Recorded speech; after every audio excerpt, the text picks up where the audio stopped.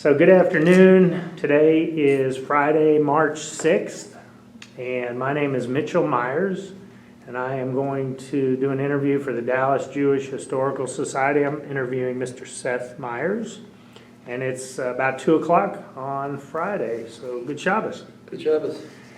So Seth, tell us, what's your full name? Seth Allen Meyers. And do you know why your parents selected that name for you?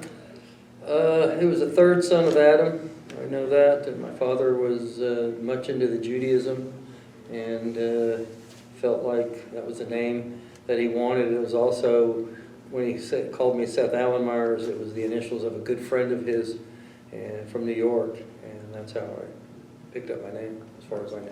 That's a great story, great story. So tell me your parents' names. I got Estelle Schwiff and then Bernie Myers. And tell me when and where you were born. Born in New York, Long Island to be exact, 1947, February. Only stayed there for about 7 years. And my father got promoted, our father got promoted, and moved us to Dallas when I was about 7.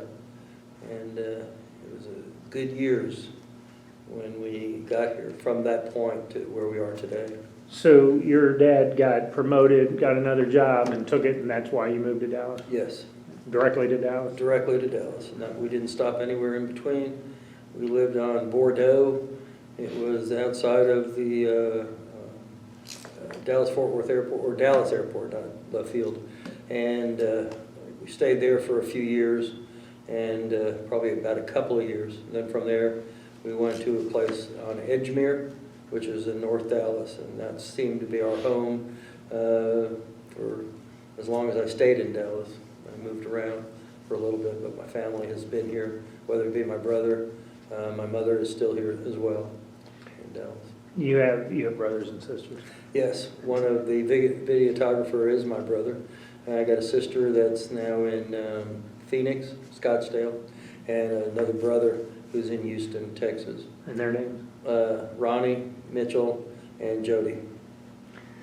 So tell me about your childhood, a little bit in New York. I mean, I know it was only 7 years. You remember much of it? It was very brief. What I remember is my other brother Ronnie and I growing up there, early or late 40s. I remember my father had an old Ford with a open seat in the back. Rumble seat? Rumble seat, and which was always pretty cool.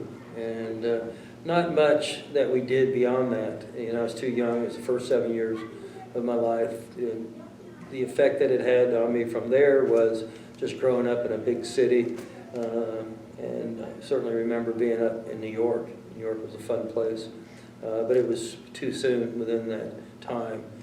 We moved and brought us here to Dallas. So tell me a little bit about Dallas childhood, you know, your elementary school days. That's a big one.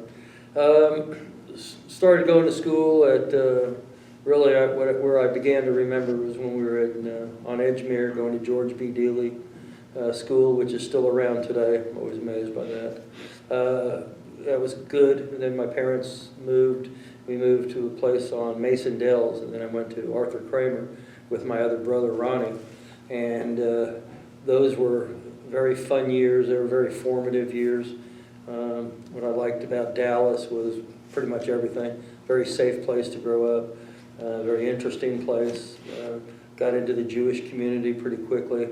My father was probably the most religious of the family that moved us forward with Judaism. My brother today, Mitch, is certainly much more involved in the Jewish community in a lot of different aspects. But growing up here, it was a good time. It was very innocent. It was a place of, as a kid, being a kid, not worrying about the threats of fights or gangs or what have you, because of how we lived and where we lived. So that was not really part of our environment. And but very, very safe being in Dallas and growing up here. Nice. When you moved from New York, did any grandparents move with you? Or my grandfather died probably when I was about 6, I believe it was. and that was in New York. And then my grandmother, my father's mother, came over with us here. My other grandmother, my mother's mother, stayed in New York for a while, and she was deaf.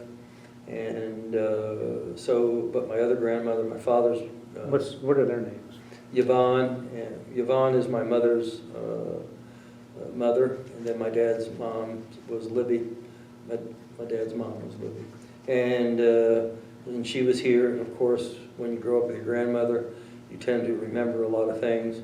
What I remember probably the most was her cooking and taking my brother and I, Ron, because we were closer in age, taking us over to her apartment on Thackeray. They had these huge red apartments, and my grandmother was there, not too far from us. And being a kid, being with your grandmother, pretty impressive that you can do. Always liked to cook for us. It was always spaghetti and meatballs, chicken, and then of course she would throw in these sour cream coffee cakes that she would make, and wow, that was some pretty good stuff.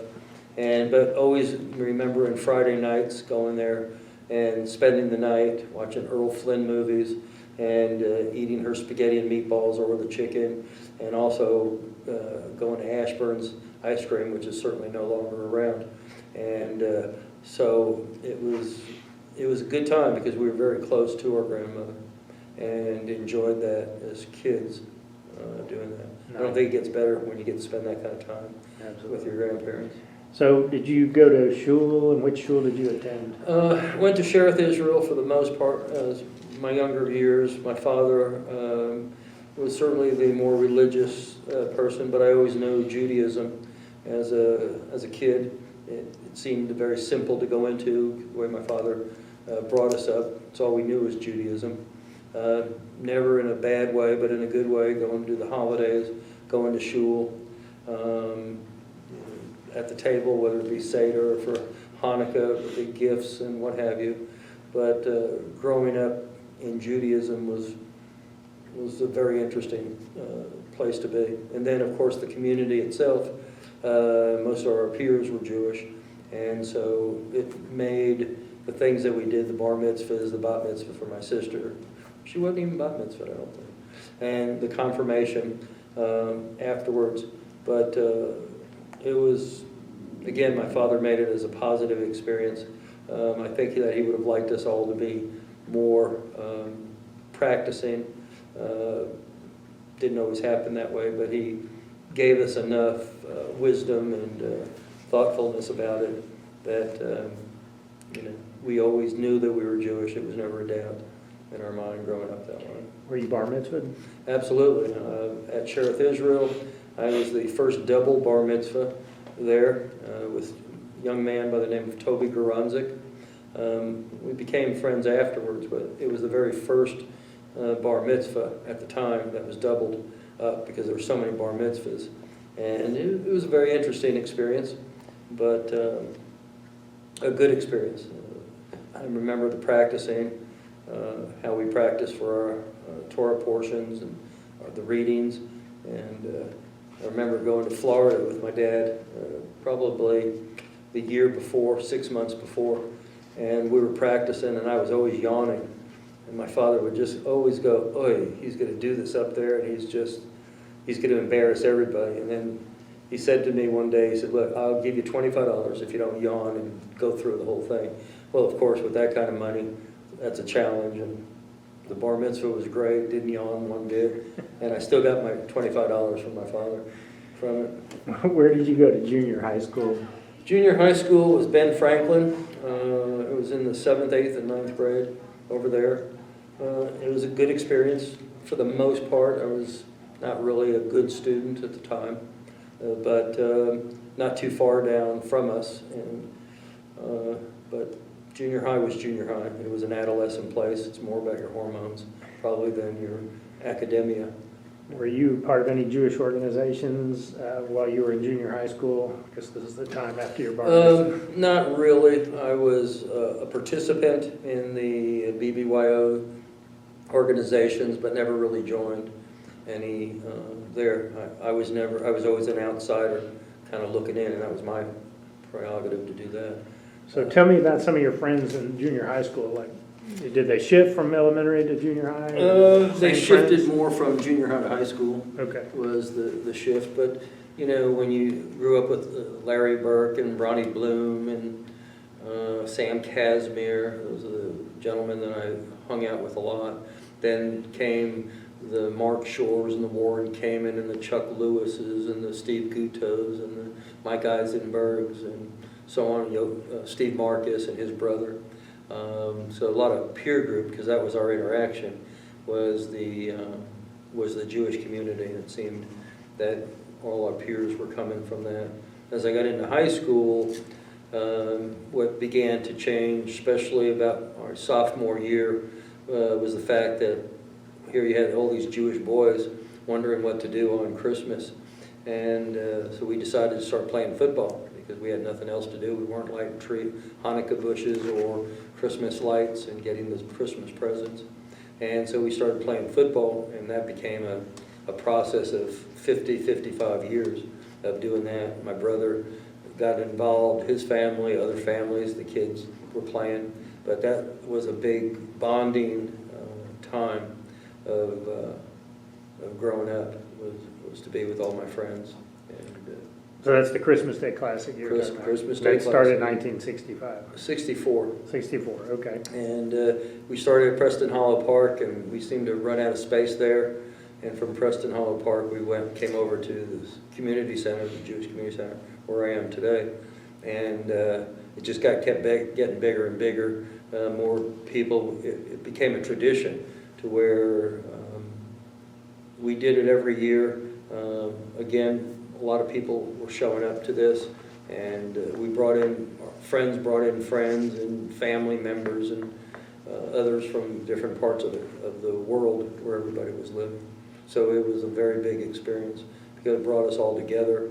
It bonded us in our own kind of way, that even if you didn't see each other for a year or 2 years, you come back to the football classic on Christmas Day and everybody would be there, and it was like we saw each other yesterday.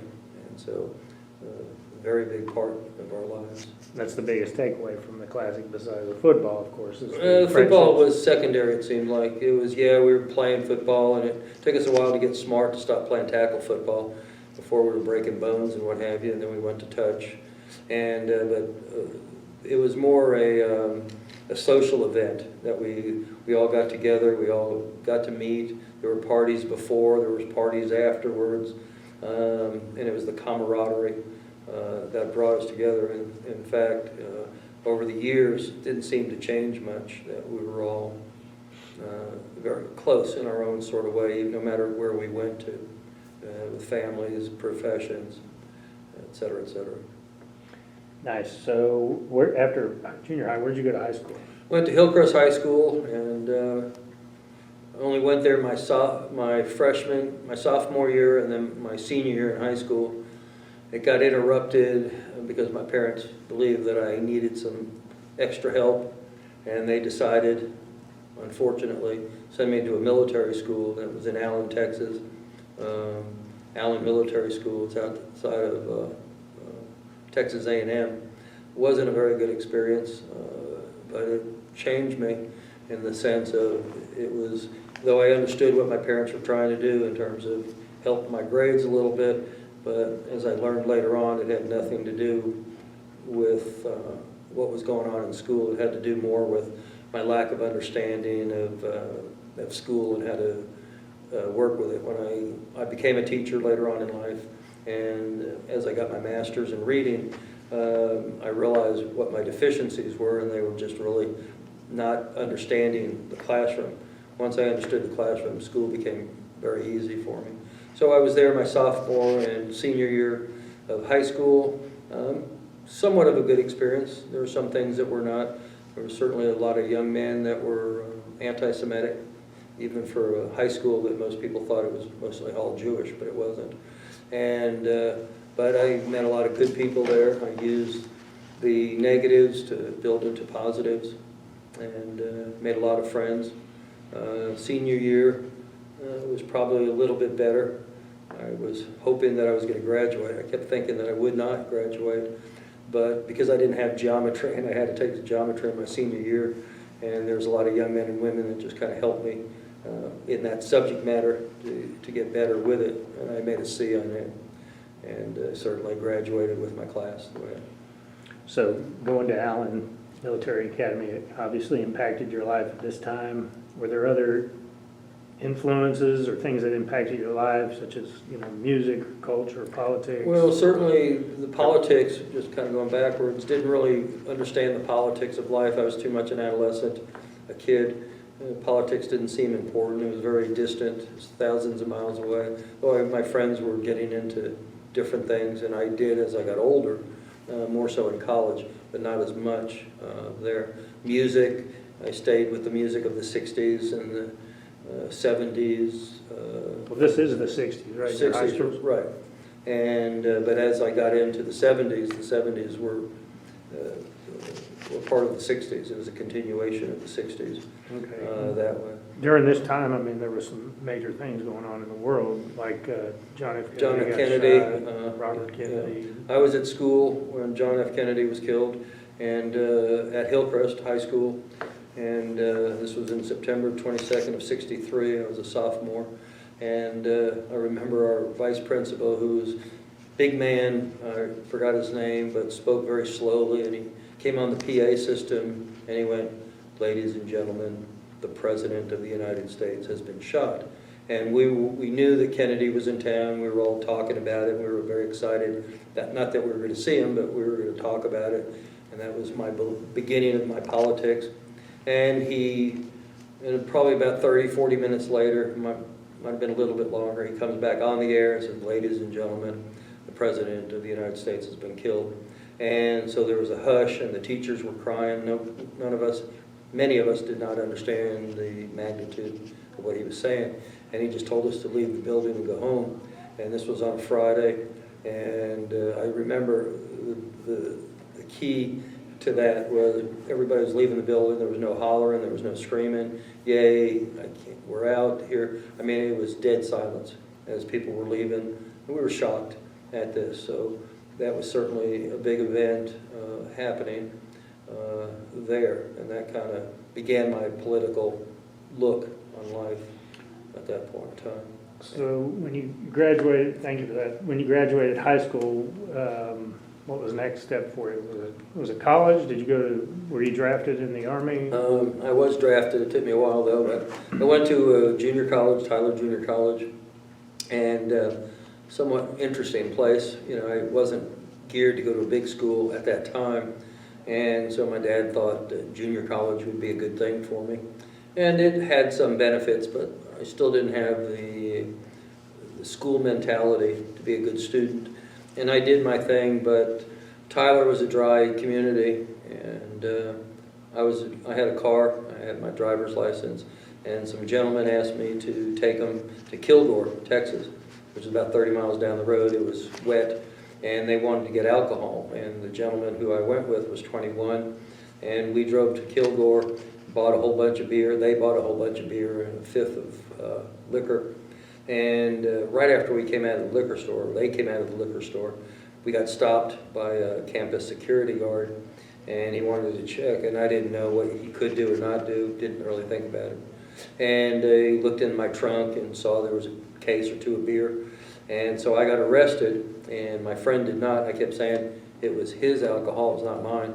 But since it was A, my car, B, I was driving, I got penalized for it.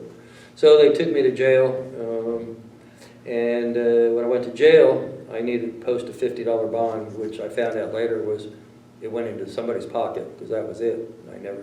And so from my jail cell, that was the only time I'd ever been in jail.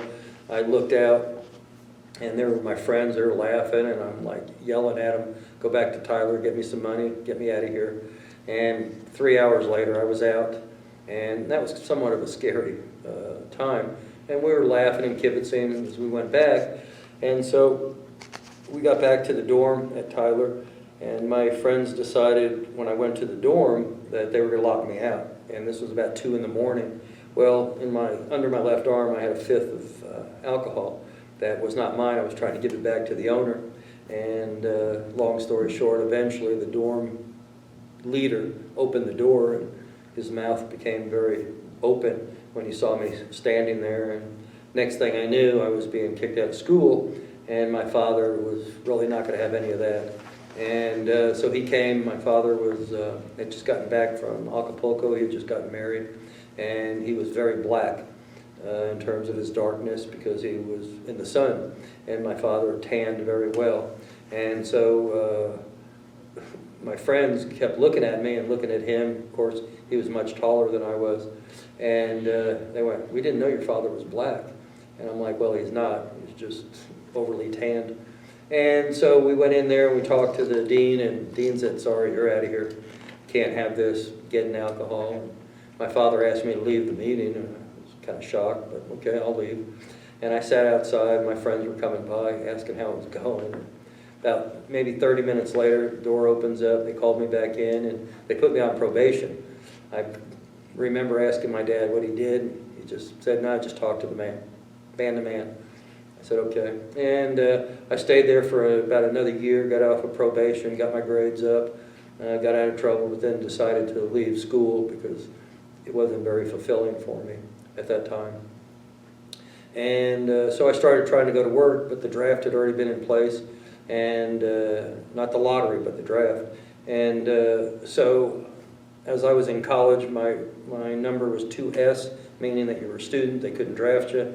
But as soon as I quit, it went to 1A. And I started looking for jobs. Nobody really wanted to hire me. Got a couple of places that I worked in warehouses, and but it wasn't very stimulating for me. So I left work, and then by that time, the Army was looking for me, and they got me. And so I kind of volunteered for the draft at that point. So I got drafted in August of 1967, and spent 6 months. Basic training was in Louisiana. It was very difficult. I remember my younger brother, Ronnie, took me downtown because we had to go to the recruiting station. So it was about 6 in the morning. We had to be there.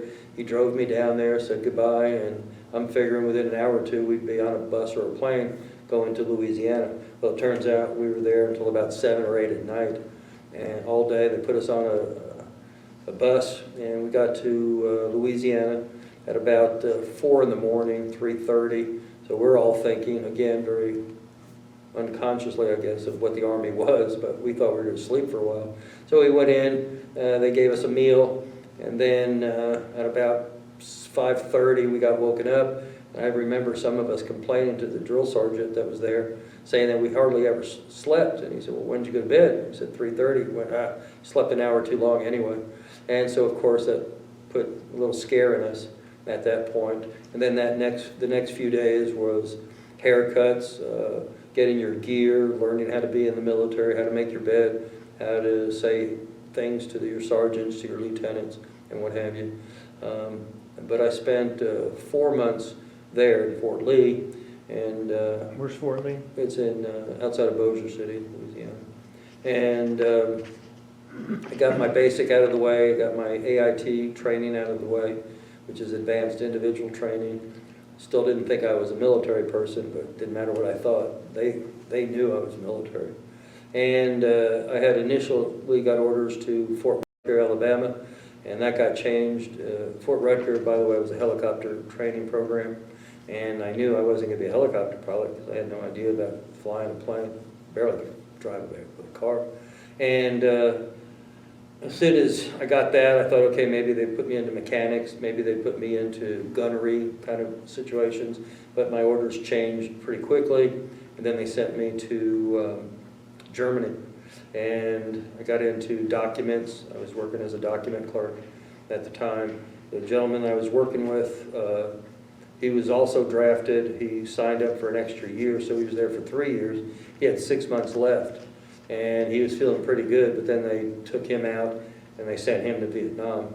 And I remember the Army recruiters before that coming up to me, all of us who were drafted, and asking us to take another year. And I wasn't very mathematically bright, but something clicked. And I kept going, well, okay, if I'm here for 2 years, that's 365 days per 2 times 2. And why would I want to take another year? And I never took the extra year. I'm glad I didn't. I would have probably gone to Vietnam either way.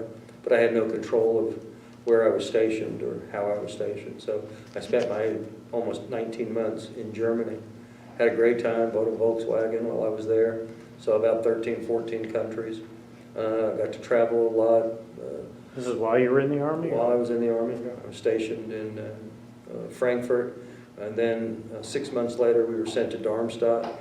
And then about maybe a year later, less than a year later, we moved to a place called Münster, Germany, which was really a guard base guarding missiles that we had in Germany. And then I got out in August of '69. August of '69. Okay, so what did you do after you got out of the Army? From the Army, I didn't feel too lost, but certainly I was in a very conservative environment from there. There was a lot of drug use in Germany. I pretty much stayed away from that. I didn't pretty much. I did stay away from it. And then, of course, as soon as I got out, I decided I wanted to go back to school. And so I went to University of Texas in Austin, where a lot of my friends were. And then in '69, let's see, I got out in August. In October, November, some of my friends and I went to Washington for the Washington Memorial and Moratorium on the amount of young men and women, men certainly, that were being killed in Vietnam. And that was a great experience going there. We got there. So this was to protest the war? To protest the war in Vietnam. So you were a soldier and all of a sudden now you're out? I still had my Army jacket. I came out as a corporal. But I noticed that one of the first things that happened was I had black armbands on my jacket, kind of my protest to the war in Vietnam. Didn't seem like it was making sense to me. We had a lot of protest in Austin over that. I remember getting tear gassed a bunch of times. But when we were in Washington, we participated in the silent vigils, the candlelight vigils, in the March on Washington. And so it was a very eye-opening experience for those who had gone over to Vietnam and did not come back. So your politics is now changing, you're out of the war, you're trying to stop the war, you're part of the hippie generation, would you consider that? I would very freely say the hippie generation, certainly. Things changed. I eventually started smoking pot, like all my friends. And that was part of the culture of what we were doing. And we came back from that, went back into Texas, I remember having some great classes over there, but my politics was, whether it be the drugs or what have you, the politics was changing. I was becoming more liberal, more open about talking about it, arguing about our government's policies of sending young men and women today to these hot spots when they should have been the ones that were going, because nothing was... Who's they? The government. Because they had the power to send us to create the military. The draft came in November of 70. The draft ended? The draft started in terms of the lottery, not the draft, but the lottery for the draft. And my number was 3. And I had already served my 2 years in the Army, so they couldn't really do anything. Okay. But they did the lottery on top of the draft to increase the amount of men that were being sent into the military, because when I went in, it might have been 100,000 by the time I left. And as the war kept going on in '68 with Lyndon Johnson, the numbers increased to 500,000 or more there. So the protest was against the government, against the policies of sending young men and women into war zones with no clear policy, no clear initiatives, other than we're going to stop communism, which was a lie. So under that pretext, they would send a lot of men and women, and a lot of men and women paid a price for this bad policy, which continues to today. At this time, were you able to keep your Jewish identity at all during these times? Did that help you, hurt you? Was it non-existent? It was always there. I never lost my Jewish identity. I might not have always gone to shul and what have you, but whatever my father was doing or talking about, or holidays, I was part of that. Did my Jewish upbringing have any effect on me?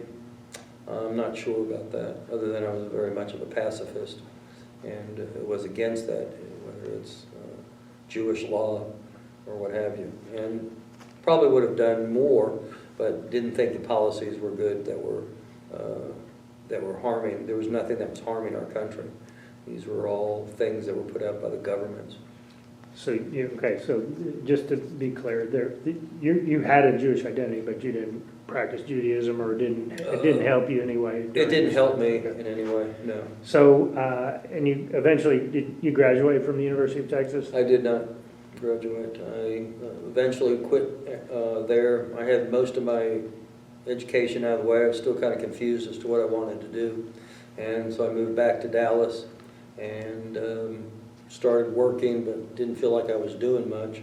I met a young lady through some friends. Her name was Jerry Cotton, and she's from Birmingham, and she worked with the deaf and blind kids. I would believe today that she's still doing the same thing.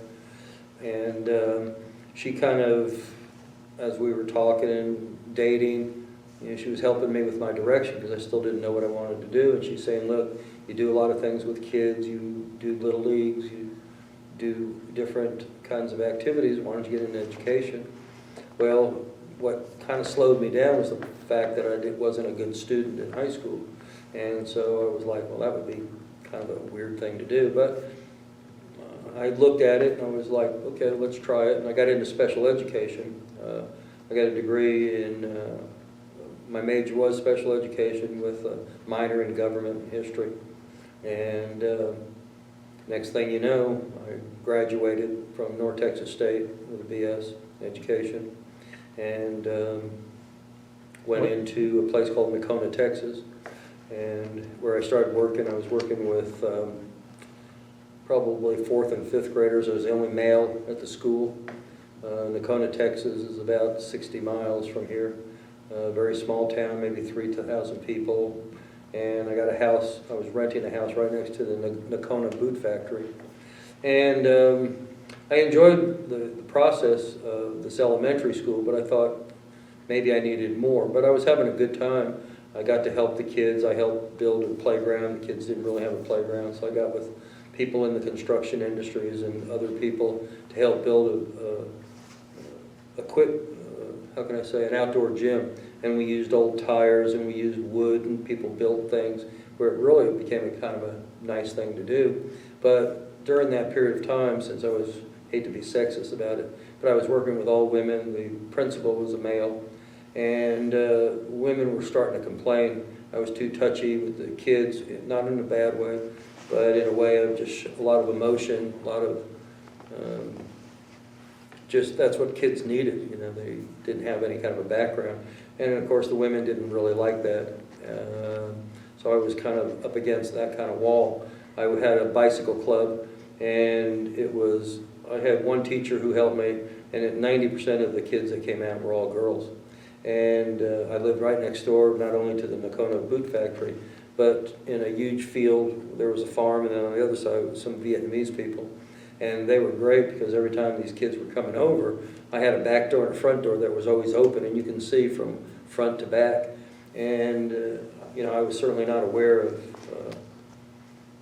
people's perception of what we were doing. And again, the kids always had a great time. I never had complaints. Nothing was ever said to me in all the years that I taught about being inappropriate.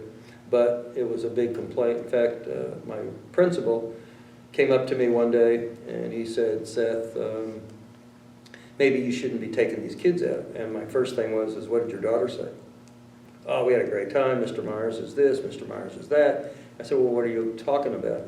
He said, well, it's the perception. I said, I don't care about the perception. And I got, anyway, I kept doing what I was doing. It was more jealousy than I thought anything that was being done. And how long did you live in Nocona? Year and a half when I taught there. And then after Nocona, where did you? I went back to Denton, to North Texas State, and I got a degree in special ed there. That's where I got my special ed degree, along with my history and government. And From North Texas? from North Texas, well, Denton. from Where after, did you I do? should say after Denton, my undergraduate degree, I went to Nocona. That's where I did about a year and a half. I went back to Denton, excuse me, and then I started working on my master's at Texas Women's University, and I got a master's in reading. And then I realized what my academic problems were, and I also saw what most of the kids were having, the same issues. Not being able to read a textbook, not being able to understand how to take notes, how to do simple things within the classroom that makes your classroom work much simpler. Most kids I found over the years wanted to be successful. They didn't have the tools, nor did I there. So when I went to, I got my master's at Texas Women's University, it just opened up a whole door. And So tell me about Jerry Cotton. Where is, I mean, you Jerry mentioned her. Cotton, we were married for about 3 years, and we would eventually move back to Dallas, and we separated. She went, we were just too young. That was all, but she really, that's what always sticks with me with Jerry, was she got me into education. She was the vehicle, so to speak, and you know, I could always love her for that. That was just because I enjoyed what I did for 40 years. There was not many problems in my academia. But Nocona was an interesting place to start with, teaching. I was unaware. I remember one day I was walking down, just going back to Nocona because it kind of fits in, that I was walking down the main street of Nocona with one of my Ridgebacks at the time, and I got stopped by a police officer. And as soon as he asked me what I was doing, where I'm from, I was trying to explain to him that I taught, and I looked at his name tag and I realized his daughter was in my class. And I was trying to tell him that, but he just wouldn't have any of it. And because somebody, not a woman, but somebody had complained that they saw me going into the elementary school. And again, I was wearing my army jacket with the black patches on. And I had very long hair at the time, curly hair. And so he stopped me, and then when I told him I was his daughter's teacher, he kind of chuckled. And he was really nice about it, but that was being in a small town like that of 3,000. And but I did my thing there. Like I said, I went back to Texas Women's University, got a master's degree.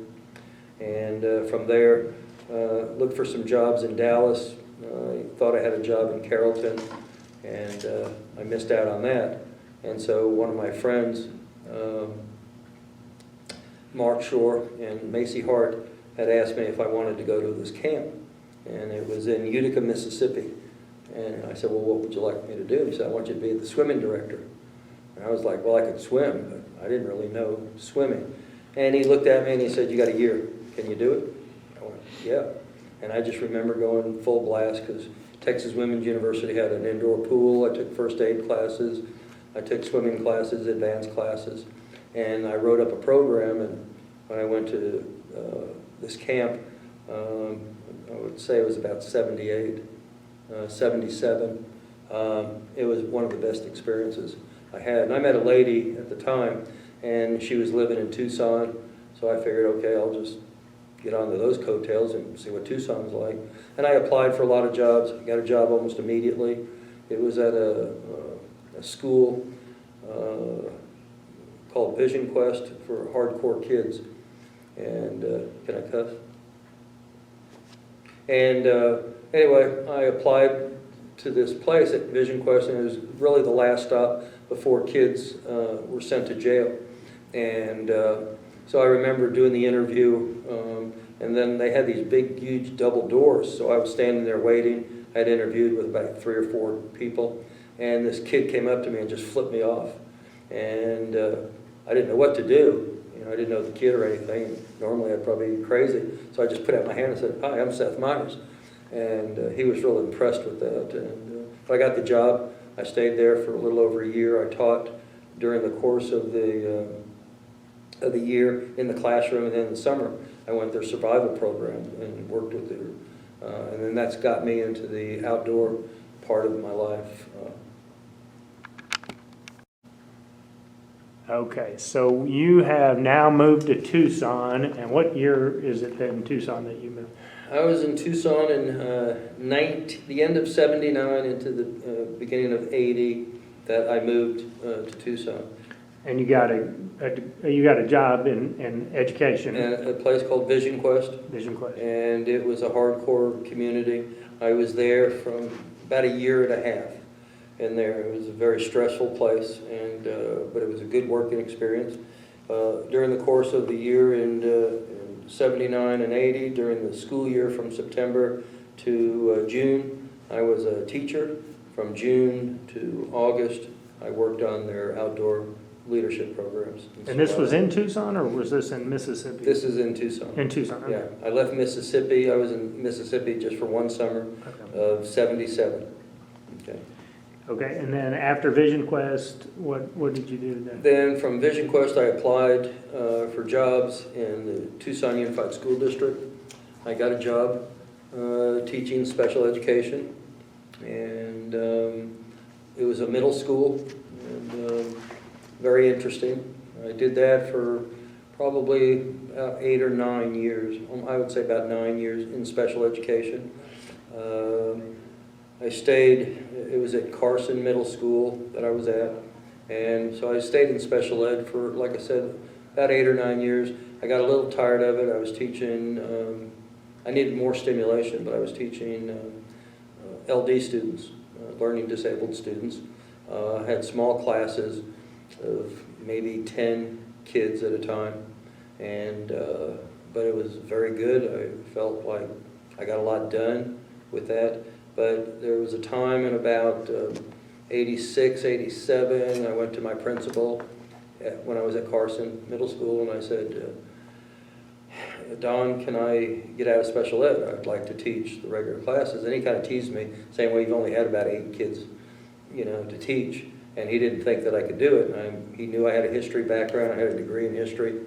And we talked about it for a while, and he said, in March of '84 or '85, I want to say about '85, he came up to me and said, Seth, we got an opening next year. Yes, you can teach the class, the history class. So I got real excited. He said, just remember, you got about 30 kids to a class. And I was excited to do it. So over from March until end August, I was reading, I was doing research, I was looking at what I had to do for the classes, and I thought I put that together just a great program. But special ed students and regular student classes, though they're the same, they're a little different academically. And I remember having my program ready to go. I go into the classroom, and within a week, I didn't know what I was doing because they were gobbling up everything. And so, but you get your feet in the water and you know what you're doing. You begin to know what you're doing, and from there, I loved it because from that point on until when I retired and I was in 2007, I was in the regular classroom. I got to teach not only regular classes, but I got to teach GATE and some real high-end classes. I was doing high school and middle school. I would go back and forth.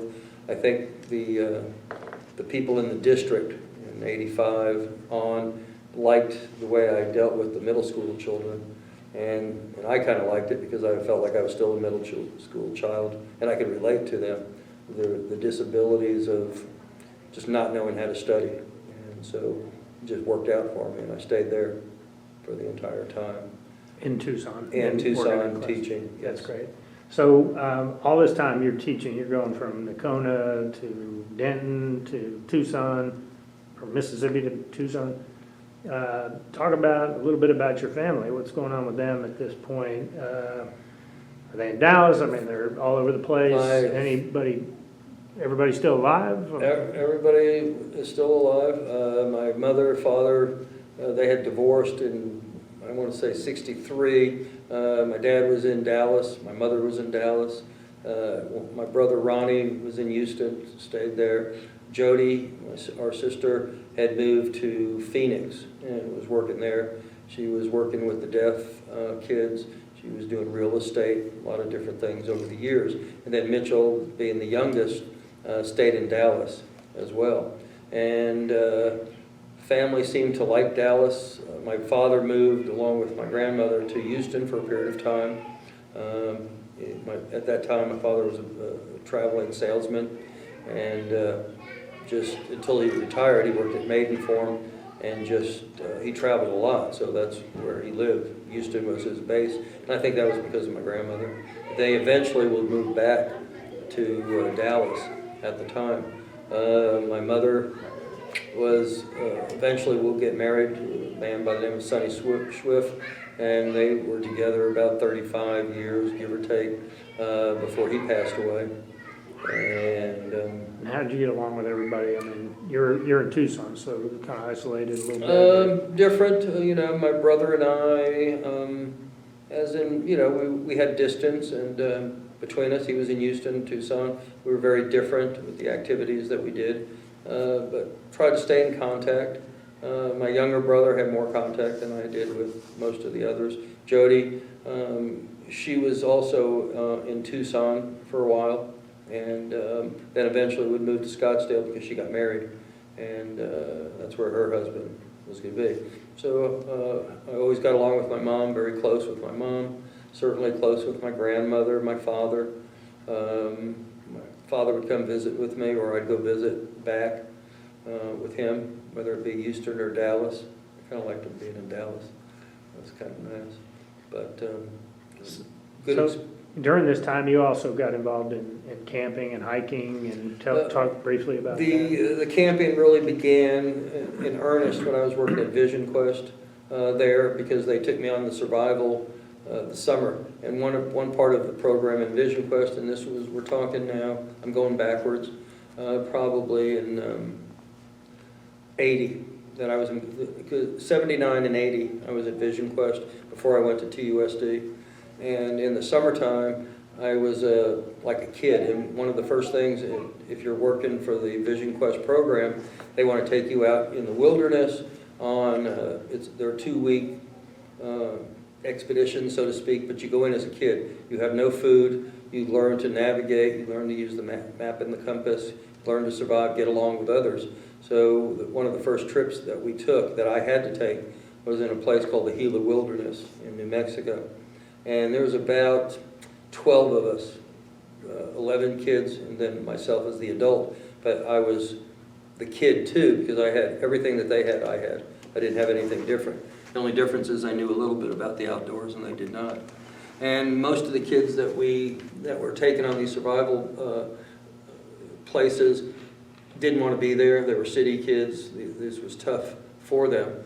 And I remember we were all walking, and the first day you start, you have no food, you have some water, but you have no food. And it's up to you, learning to map and compass, to get to point B. And at point B, they give you live chickens. You had to kill them. And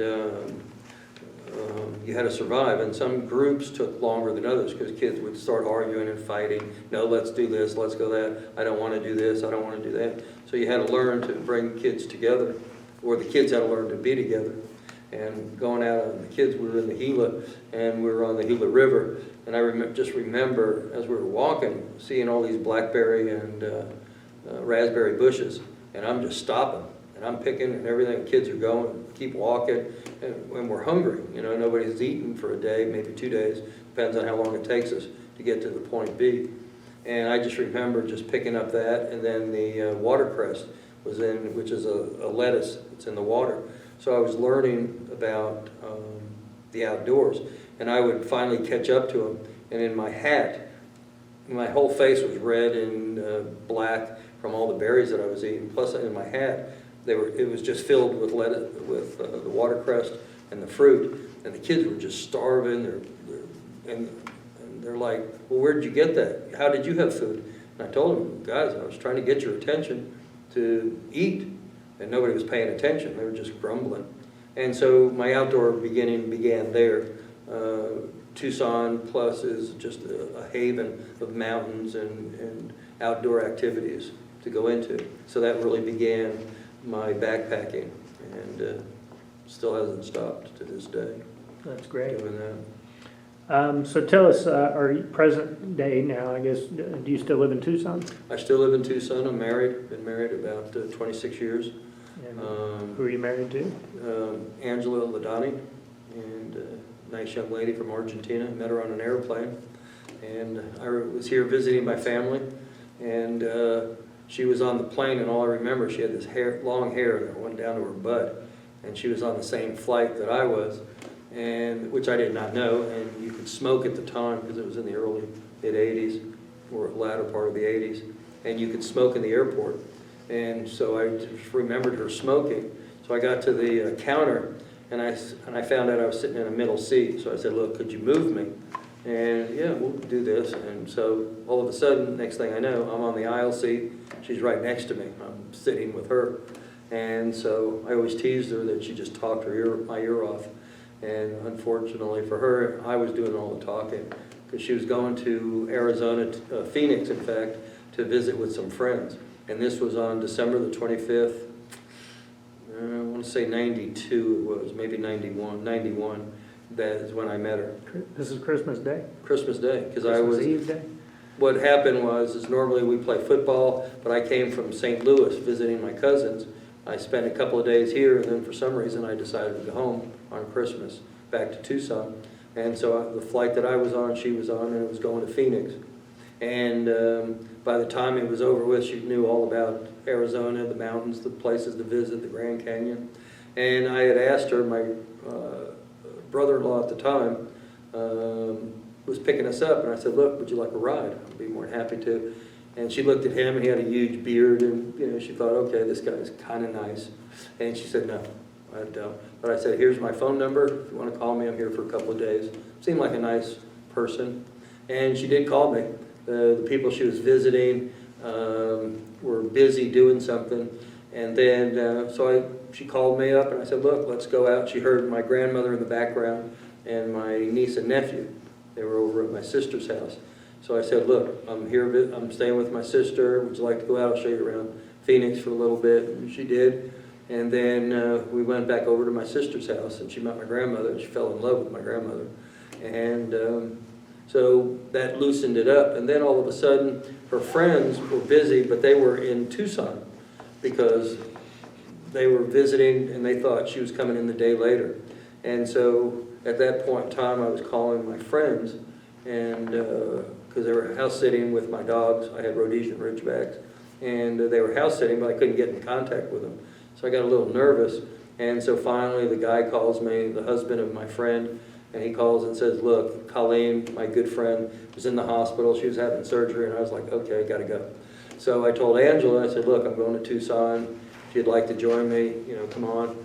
And she was kind of hesitant. She called her friends, and she came with me to Tucson. She met my friend who was in the hospital, and then she saw her friends, didn't spend much time with them.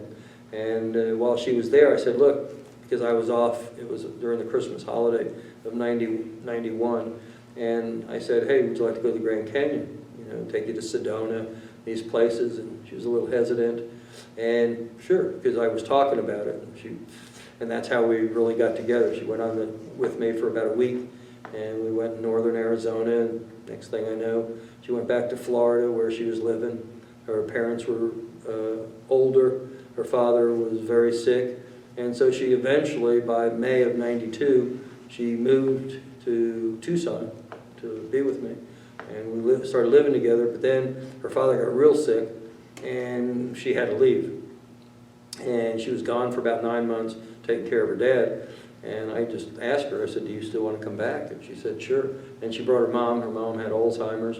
Her father had passed away, and I went up there to visit with him and her about 2 weeks prior to his death. I didn't want to go for the funeral, but I wanted to let him know that all was going to be good. And I told him, I said, look, I'd like to marry your daughter. Would you have any problem with that? And he had a big grin. He said no, and I said, I'll take good care of her. Of course, it was 10 years later when I decided to get married with her. And but we've been together ever since, and that was my journey with her. And then her mother came here with us, and she lived with us for a while. She was just a neat lady, but she developed Alzheimer's. She lived with us for about a year, and then it just got too difficult. And for my wife, it was her mother was her daughter, her friend, her mother. She was everything to her. They were that close. She was an only child. And so eventually she would live with us for a while, and then eventually we had to put her in her home.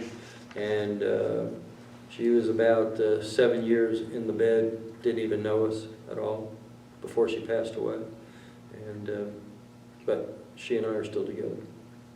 Angela. Angela. Yeah. That's good. That's a good story that you met on an airplane. Is right. You know, you meet people in some of the best places, I guess. Yeah, different places for sure. So just winding down the interview, what advice do you have for your family that you'd like to leave? You're leaving a video for your family, it could be the younger generation of kids coming up. Is there any advice you want to share with them? Enjoy the journey. Enjoy the road to where you are. Make sure you're moving forward. Can't take everything too seriously. Whatever you think you want to do it, because you're not going to have a second chance at it. Appreciate your family. Appreciate those around you. The politics of life, as important as it might be at the time, just doesn't change your life. You have to move on with your life. You got to be content. You got to go after whatever you want to do. Don't putt around. If you think you want to be a teacher or an engineer, do it. You should never stop believing in yourself, because if you don't believe in yourself, nobody else is going to believe in you. Enjoy and appreciate your family, your friends. To me, those are the most important things in my life. As much as I talk politics with my brother, that ain't nothing compared to the journey of where you want to go to, because everybody has a different journey, we all have a different path that we take, and you got to make the most of that path. It goes very quickly, and just appreciate what you have, because a lot of people don't have nothing of what some of us have, and some of us don't have that much to begin with, but we have a house, we have food, we have a family, you have a job, and watch your health, because it comes out on you pretty fast. Yeah. For what's Well, that's quite a journey you've taken, and I appreciate you sharing that with us today. Any legacy or any advice to the next generation of young Jewish boys and girls that may look at this video and want to know about you? It's about the journey. It's about the discovery of life and what it is. Appreciate everything around you. Don't, get rid of the stress as much as that you can. But to me, the most important thing is your family, your friends. Your happiness and your own happiness comes from within, doesn't come from others. And if you're into your religion, if you're into your culture, keep going with it. Go as strong as you can. And because yesterday we were 17, today all of a sudden I'm 70 plus. It goes that fast. And just, again, you have to enjoy the journey. You have to enjoy each step that you take that makes your life happy, not the things that don't make you happy, because those are the things that hurt us the most. And when you find ways to give back to your community, through your religion, again, through your culture, through your donations, through the work, as my brother does in the Jewish community, those are very important things, because they bring life to us, the sharing. And that's another thing. Share your journey with others. It's a pretty important thing. So they don't have that rough road, even though each person, like I said earlier, takes a different journey, different path where we're going. Well, you've taken quite a journey just by sitting and talking to us, and I appreciate that. If you have anything else to say or want to impart? Again, probably the best part of my journey is appreciating my friends, my family. If I kicked off tomorrow, to me, I enjoyed the whole damn thing. It was all good. The camaraderie, the love, the friendships, that's what pulls us along. And the sharing, those are the most important things in life. You look out for your brothers, your sisters, your community, outside, try to help others, you give back to what you have. Because there's many people out there that don't have anything. And just got to take advantage of everything that you have and appreciate it. That's great. Well, Seth Meyers, I appreciate you sitting and giving this oral history to the Dallas Jewish Historical Society, and just a big thanks. And for the record, nobody wants you to kick off tomorrow. I don't plan on it. Most people are not where I am at this stage in my life, too. So I'll have to thank my brother for being the person who asked me the questions and whatever. It's all good, though. Well, thank you very much, sir.